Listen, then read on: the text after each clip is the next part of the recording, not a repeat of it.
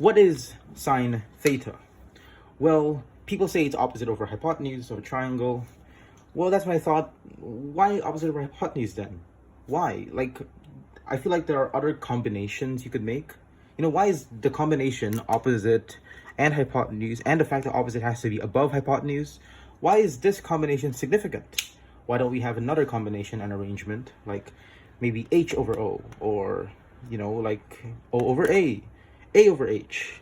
And then that's when someone told me, well, we have we have every single combination, every single arrangement right here. So they're all as equally random and as equally arbitrary to each other.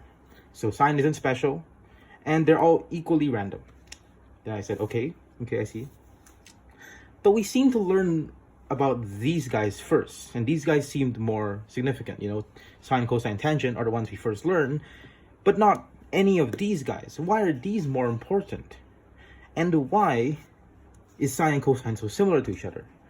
Why are they so similar to each other to the extent of, I guess, values and identities and, I guess, graphs? Like, why are they so similar? Well, tangent is like, if they all have to be equally random. So why is sine the one we always come to first? And why is cosine the one we come to second? And that's the question I will answer. The better way to learn about trigonometry is using vectors.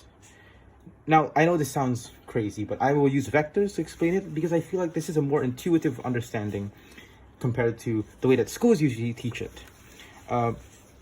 This will be based on the foundation that trigonometry is actually about circles. It's not about triangles. People think it's about triangles, but in the end, it's about circles. In Numberphile's video, Ben Sparks talked about how they should be called circular functions, not trigonometry. And Tree Blue and Brown also talked about this. So yeah, Grant and Ben, they have really great ideas, and I'll be expanding upon those ideas by using vectors. So I'm going to erase all your memory about trigonometry and about vectors too. All you know right now is just algebra and geometry, just typical high school algebra and geometry. So let's move on. Right, now let's begin. I am at the origin of a Cartesian plane. I know that sounds quite egotistical to think I am at the origin, you know, like, but, well, let's just say I am. And I guess magnitude and direction, people say that that's essential for a vector. Now, I'm not going to go straight into that, but I'm going to explain that I want to move. And I want to move, what tells me about that motion? What information can be telling me about the nature of my motion? Now,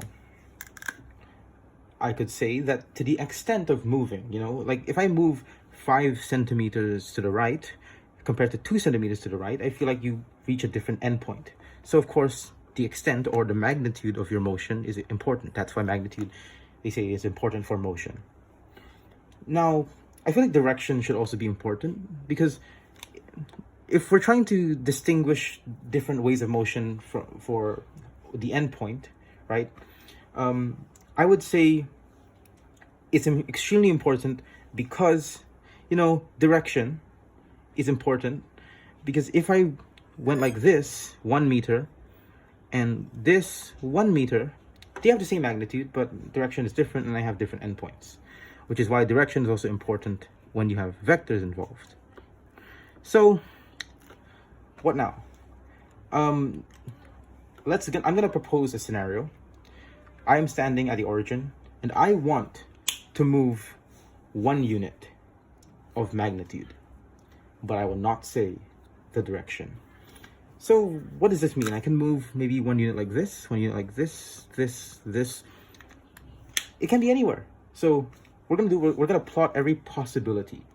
Well, we know that my endpoint will always be 1 unit away from my origin. So endpoint will always be 1 unit away, 1 unit away, 1 unit away, 1 unit away. And you realize that all the set of all possible endpoints create a geometric structure that's quite familiar. A structure where every point of the structure of this 2-dimensional shape is exactly the same distance to the center. Well, that's called a circle. So now we have our circle here. Our nice circle is here. And what does the circle represent? all the possible endpoints for my vector, traveling one unit of magnitude, but not specifying what direction. I'm quite ambiguous about that, but yeah, so magnitude is 1 unit, but what about direction? What about the direction of our vector? I can go 1 unit like this, 1 unit like this, but we have to specify which direction. I'm not going to specify. I'm going to say every possible direction is equally as important. And what I'm going to say now is, well, what is the quantity we're going to use to describe direction? Magnitude, we use length and units, but what about direction? Well, you can see that if I draw two different vectors of different directions, what is the thing that separates them? What is the thing that distinguishes them, that differentiates them from the other? You can see that the angles are different. The angles are different. So this vector and this vector, the angles completely different. So thus we have proven that angles are a factor that affect direction. Theta. Theta is the variable for angles. So what is another variable that really affects my direction? Now let's go to one of the basic facts about I guess the vectors is that if I'm choosing, you know, like regular vectors in terms of length and stuff like that, I am moving through displacement. I'm displacing myself from this point to this point. But the problem is that it's not one-dimensional. This displacement is two-dimensional, so I have two aspects of my displacement. As you can see, this is the y-axis, and this is the x-axis.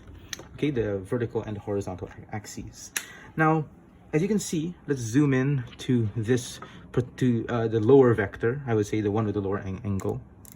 You can see that change in y value is this. This is how much has changed in the y position. First it was at 0, then changed to this height. So this length, I'm going to call this change in y. And this base, how much it has changed over the x-axis, how much has changed in terms of the x coordinate, it has went from 0 to this particular x value, as you can see. So you can call this the change in x. Now what's interesting to note is that this change in y and change in x will change when your direction also changes. As you can see, this taller vector over here, sorry, this is just some residual lines. Just gonna it's quite inconvenient because I can't really work with computer animations very well, so I'm not as good as Grant here. So yeah, so I'm not as good as Grant Sanderson, but I'm gonna try my best with markers. So yeah, change in y, change in x here. All right, but what about here? The talking about this vector in particular, this is going to be the change in y value. As you can see, went from 0 to this point. So this length is change in y now, and it's way taller than this change in y. And you can also see the change in x has decreased. So we realize that the change in y and change in x of certain vectors are really showing the direction. So yeah, so that's extremely important to know about that. So yes, what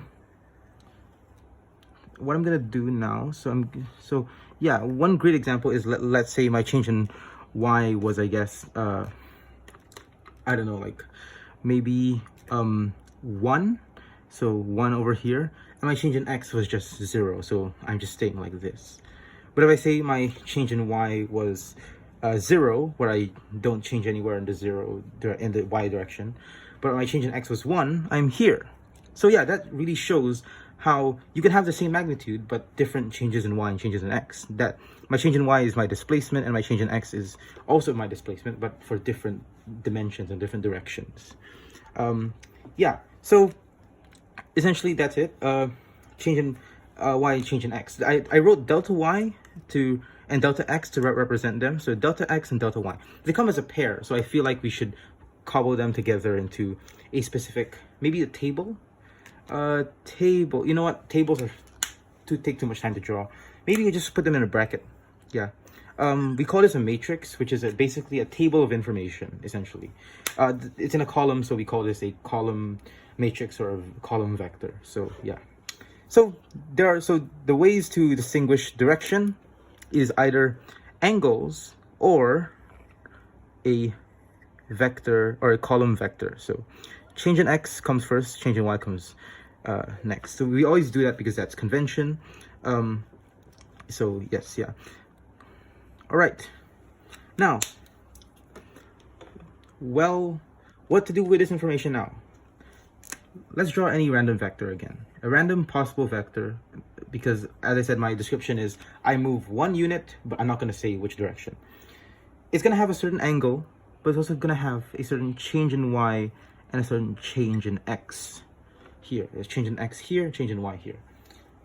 Now, what I'm going to say is going to be quite strange to propose, but we know that the angle is one way to describe a vector, and the change in y and change in x are another way, but could they be related? Now that's the question. Could they ever be related? And I feel like yes. Yes, they can be.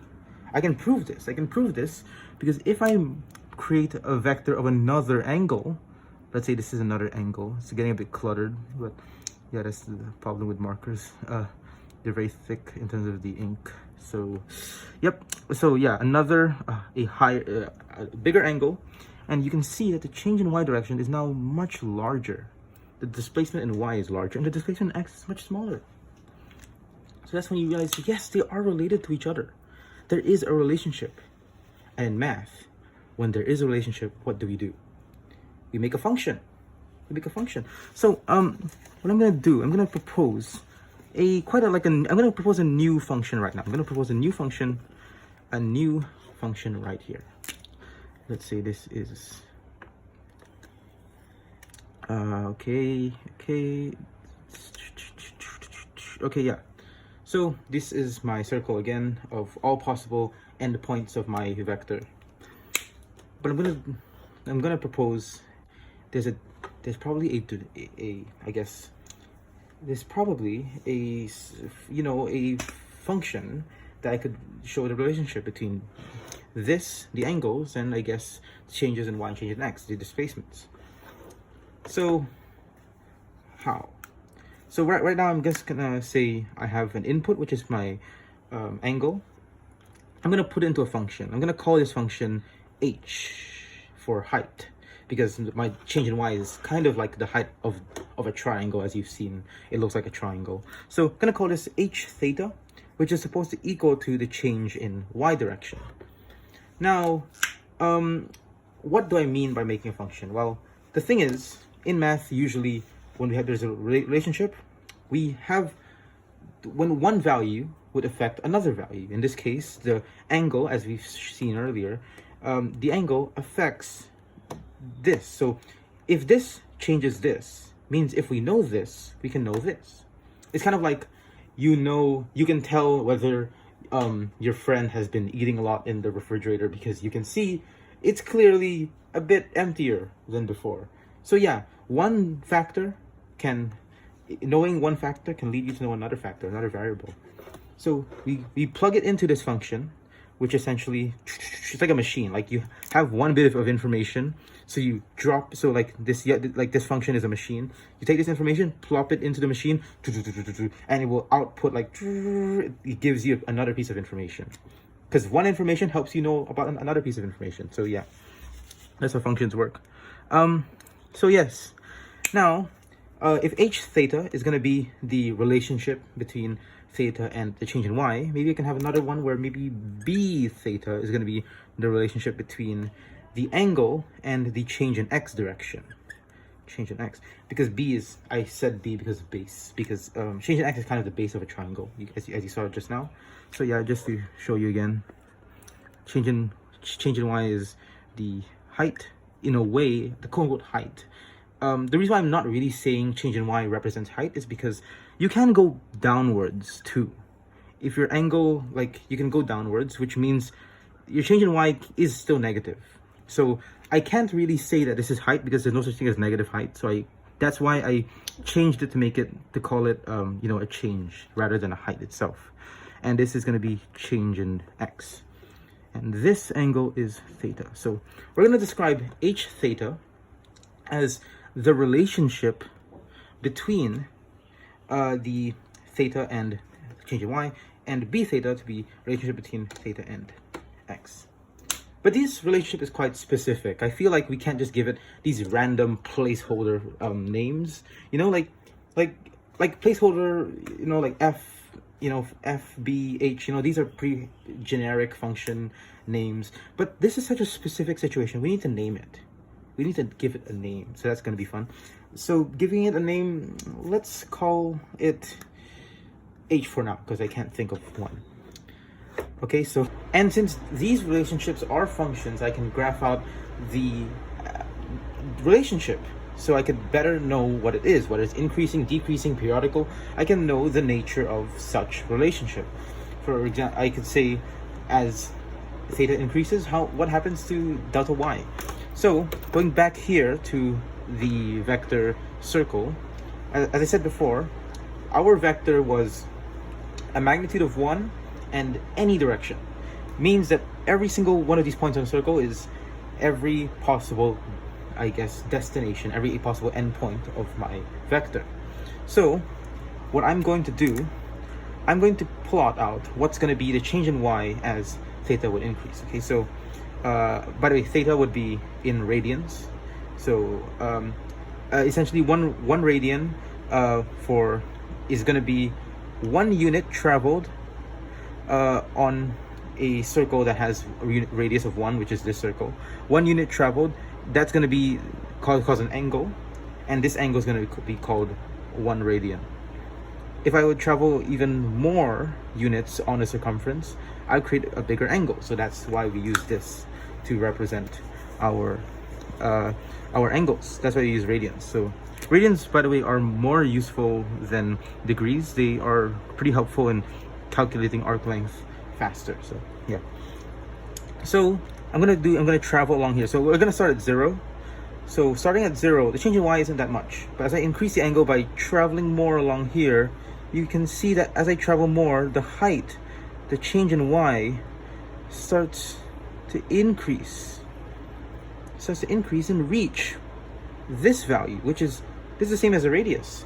If it's the same as the radius, then it's 1. So it keeps from 0 and goes to 1.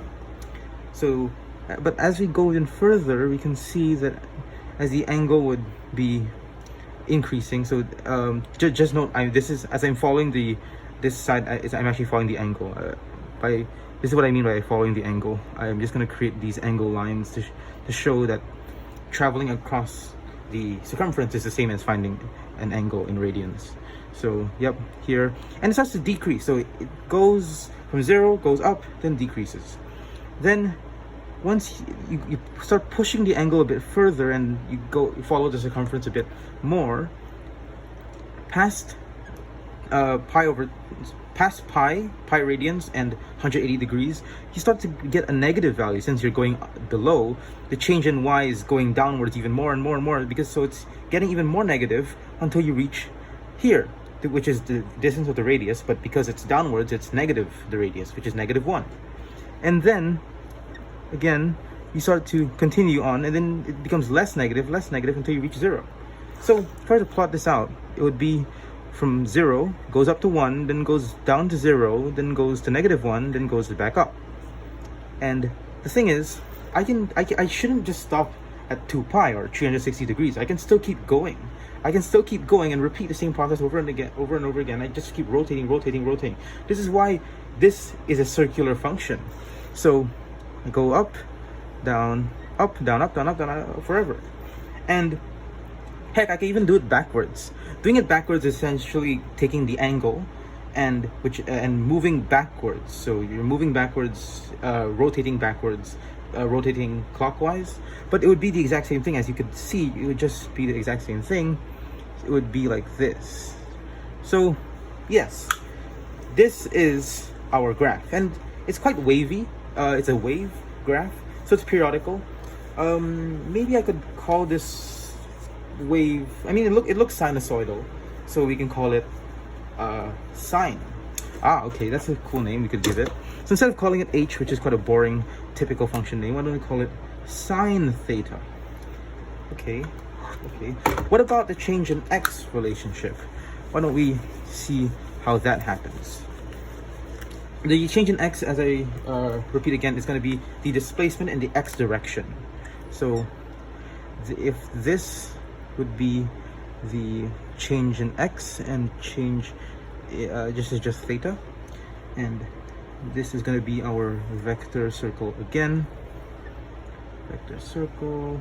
Okay, so right now I would be, as I travel more, which is going to be my angles, I'm going to denote I'm going to be noting down what is going to be the change in x over as you increase the angle. So first we're going to start when at 0, the origin. So when the angle is 0, consider the change in x is 1, is the radius. So you can see that change in x is from here to here, it's just 1, the radius. So you start at 1, I guess. So that's a starting point, 1. Then, once you start pushing the angle even further and you're following along the circumference, you can see that the change in x, we can denote it with this line, changing in x. We're following the path of circumference, and we're denoting change in x. And change in x is horizontal, which is why I'm drawing it horizontally now. And then it starts to decrease, So once you reach 90 degrees or pi over 2 radians, it just reaches 0. So if I could denote this with an angle, it would be this angle, this angle, this angle, this angle, this angle. So yeah, you can see as the angles are increasing, the angle's getting bigger, the change in x is starting to decrease, starting to get smaller, get lower. So yeah, we can denote it as starts from 1, then goes down to 0. However, we can see as we keep pushing forward, what's going to be the change in x? It's going to be this. Change in x is going to be increasing, but negative because we're behind the 0 point on the x-axis. So it's going to be increasing as we push the angle forward, but it's going to be negative. So yeah, which is going to be increasing in a negative way like that, but it would eventually reach -1, since once you're here, you'd be here, right? You travel, and then you reach this point, which is 1 unit away from the origin, but because it's behind, it's backwards in the negative x direction, it's going to be -1. So that's why I reach down to -1. So from 1 to 0 to -1. So you have this weird looking S shape, like a backwards integral sign. So as I keep pushing forward, you can see as I keep pushing forward, you can see that it starts to return back. So it starts to decrease in terms of its negativity. It starts to reach 0 again. You can see this change in x is starting to shrink, and going back to 0. So going back to 0 would be like this. So then I could push this even further, and then now we are positive now. Keep pushing further, positive, and then yeah, it starts, because we're increasing in this direction now, it starts to get bigger. So then yeah, it's symmetrical now. So it's like 2 S shapes. And we can actually still continue this. It's same rules apply for, since we're also going in a circle again and again, for sine, the sine function that we made. Same rules apply. You can go backwards and it's still symmetrical, and you can keep going forward forever and ever. And hang on, something a bit strange about this. This function, if I continue it backwards, it's also periodical, just like the sine function, but you can see it looks quite similar. Hang on. If I shift this, if I shift the axis here, it's the same as the sine wave. Wow. So it's the same. It's quite similar to the sine wave. I would say if I shift the axis, the y-axis here, it looks just like the sine wave, but just shifted a bit front. So that's quite interesting. Huh. It's like it's complementing the sine wave then. You could say that. Complementing the sine wave. Maybe you could call it cosine. That's what you could call it. Cosine. So cosine theta is equal to the change in x. And now we've gone full circle, for lack of no, I mean that pun was not intended, but we went full circle to sine and cosine. So sine and cosine is essentially just the change in y and the change in x for a unit circle vector situation. So I mean, you can't just limit it to vectors too, because this is essentially working for anything that's geometric. We can just use it in general, not for vectors, but because it's a geometric relationship that we've made between this height and this angle and this base.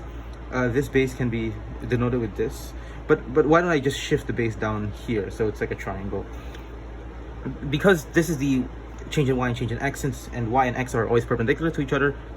Do this. So we realize that if this one would be the height, and the height, as we established, is going to be the sine theta, and this one would be cosine theta, and this line would be the radius, which is 1. We have ourselves this triangle, and we can use now triangle terms. This is going to be the opposite, this is going to be the adjacent, this is going to be the hypotenuse. Okay, so now we have our basic triangle now. So why don't we just isolate the triangle now? This is going to be theta, this is going to be sine theta, this is going to be cosine theta, and this is going to be 1. Now the question is, what happens if I don't have a hypotenuse of 1? Now so right now I'm claiming that I can use this for literally any triangle, every single triangle. I can use this. Okay, if as long as I have the angle, let's say my angle is like 5 radians, this would be sine 5, this would be cosine 5 radians or degrees, it doesn't really matter. But yeah, that's what sine represents. It's going to be the change in y direction and this is a change in x direction. That's what it represents. That's what it just simply represents. There's no opposite over hypotenuse. That's just what it really simply represents. I feel like this is way simpler. You know, this is quite simple. Now the question is, going back to that question, what if the hypotenuse is not 1? What if the hypotenuse, because hypotenuse isn't always going to be 1. It's not going to be that simple all the time. What if the hypotenuse is going to be 60? Well, we scaled it up by 60, right? Because just now it was 1. Now if we scale it up by 60, we multiply everything by 60. All the lengths by 60. It becomes 60 sine 5, 60 cosine 5. So, yes, there.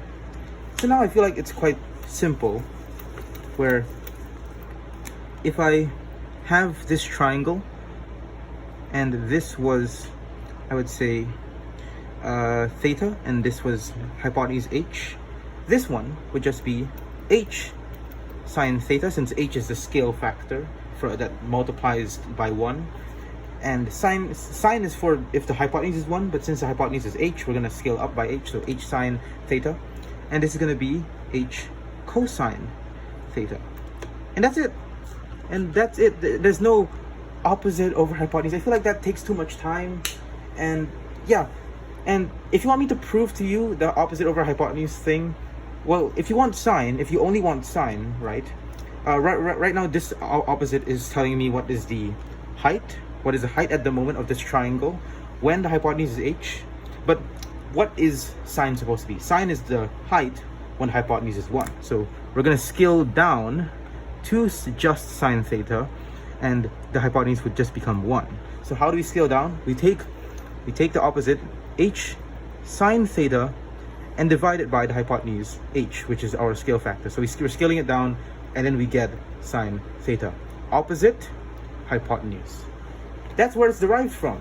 So the thing is, a lot of schools say that opposite over hypotenuse is the definition of sine, but that's not really the definition. It's equal to sine. It's mathematically equal to it, But it's not what sine means.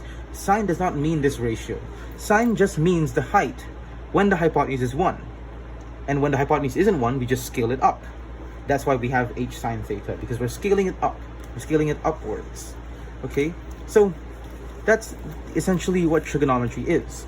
Now, I hear you asking and yelling at the screen right now, what about tangent? You forgot about tangent. I did. But I can tell you what tangent is. Now, a tangent, if we go back to maybe to our vector circle situation, it looks like my ink is dying. Yeah, so y and x. So if we go back here, how do we find the, I would say, the gradient of this line? So let's say we have this line and we know that it is an angle theta, and we know that its height is going to be sine theta. We know that the hypotenuse is 1, and we know that it's the change in x is going to be cosine theta. So we know all this information. But what about the gradient? Well, the gradient or the slope of this line, what do we know about the slope? We're comparing the change in y value and change in x value. That sounds familiar. I feel like we've just talked about change in y and change in x. We just did. We defined that sine is equal to the change in y, change in x. I feel like we've just defined change in y as sine and change in x as cosine. So the gradient is just sine theta over cosine theta, which, yeah, that's exactly the gradient. And the gradient, a lot of people call gradient the tangent of a graph. Like, in calculus, when you want to find the slope at a point, you use the tangent. So you find the slope of that tangent, which is why tangent theta is equal to sine over cosine. So that's why they say tangent theta is equal to the opposite over adjacent, because sine is the opposite and adjacent is the cosine. So yes, yeah, so it's quite simple like that. Now you must be wondering, where does tangent get the name from, since I told you where sine got the name from, sinusoidal wave, and where cosine got it because it's complementing the sinusoidal wave. I'll tell you where it comes from. So let's say this is going to be the triangle, right? So as I said before, the sine over cosine, the ratio between sine and cosine is going to be the gradient of this line. So sine theta, cosine theta. Now what if I want to visually show how would the gradient be? Now the gradient is defined to be the change in y when x is equal to 1, right? I mean, change in y over change in x is the same as change in y when x is equal to 1, because change in y over change in x is, yeah, you're pretty much just scaling the change in y down by change in x to get it down to 1. So you're making the denominator 1, because change in y over change in x over 1. So yeah, so we're assuming that this is going to be the new change in y, this is the new change in x. Yeah, it's quite strange, but yeah, that's how you're trying to find it. You just want to make the denominator 1. So how do you make the base, or the change in x, 1? Now cosine is not equal to 1. In fact, it's less than 1, since this whole radius is 1, so it's less than 1. But maybe we can scale it up a bit. Sorry, gotta kill this sign. Scale it up a bit, where we're extending the triangle out to have the base as 1. So the base, which was originally cosine, is now 1, and we're extending out this triangle to but we're gonna keep it at the same angles, so it's still similar, following the similar figures thing. And this line, and since the base is now 1 and the height is now this other value, this height over this base is going to be some value over 1, which is equal to the gradient, as we said before. But this value then would be the gradient, because something over 1 equals gradient. That means gradient over 1 equals this value. This gradient, as we said before, is tangent theta. So yeah, tangent theta. Tangent theta is this. It's basically just a scaled up version of sine, if you think about it. Sine theta, scaled up where the base is now 1. So it's, yeah, scaled up triangle. So yeah, it's where it's, so yeah, you realize that this tangent line is touching this circle. You know, it's touching. So that's why they call it tangent, and also, you know, when you study circles, they also call this a tangent. So that's where tangent is. I forgot the etymology, but it came from the word touching. So that's why also when you go off topic, you say you're going on a tangent, because you're touching it, but you're diverting away. So yeah, so it's kind of like that. That's what tangent is. And some people also like to write tangent the other way. So what I did was make the this line, you notice that the tangent line is perpendicular to the radius, while my vector line would be touching the tangent at this point. But some people, I saw this in Tree Blue One Brown's, Grant did this too. He did this also, where he made the perpendicular tangent at here, which is at the vector line, touching here, and they give the exact same result. This distance would be tangent theta. This distance would also be tangent theta. As you can see, this triangle, if you flip it around, would still be tangent theta, since this base is 1, and this is going to be and this is the angle. This would be the opposite. This would be adjacent, opposite over adjacent, tangent theta. So this is still tangent theta. So yeah, so this is a cool way where instead of having the perpendicular line be at the x-axis, its perpendicular line is to the vector line. So it's just slightly flipped, as you could see here. So yeah, this is quite. These are multiple definitions of tangent. So that's what trigonometry is. I feel like this is way more, which is way simpler. So let's give you a problem. A problem like, maybe I have 50 as my hypotenuse, and then my angle is like 6 degrees, I would say. What's going to be my change in y, or my sine? Well, that's going to be 50 sine 6. This is going to be 50 cosine 6. Quite quick, right? It's quite quick. However, when you want to go the traditional way, where you're just going to use the fraction definition of trigonometry, you're going to have to, do this, where it's like, okay, this is the opposite, this is the hypotenuse. So opposite over hypotenuse is equal to sine theta. Opposite, we don't know, but we know the hypotenuse, which is 50. Now we just have to isolate the opposite, which is opposite equals 50 sine theta. That took so long. That took like 3 steps of thinking. This one just like bang, done. So yeah, this is why I feel that this is a more effective way of understanding trigonometry and being more intuitive about trigonometry. So yes, I love trigonometry now. I used to hate it a lot because of the way that it was unintuitive, but now it is, and I really like this a lot. I believe that this is actually one of the original definitions of trigonometry, being height and base of a triangle. Like I think that was where ancient Greeks, or I think in Saudi Arabia, I forgot, but like the history of trigonometry, you could look that up. It's so interesting. A lot of like mistranslations that happened over history. So yeah, but yeah, I really enjoy trigonometry now, and it's one of the easiest subjects because of this. This is so easy. So yeah, so that was my entry for the Summer of Math Exposition. I really enjoyed doing this. I feel I should be doing more like this, because a lot of joy in explaining things. So yay.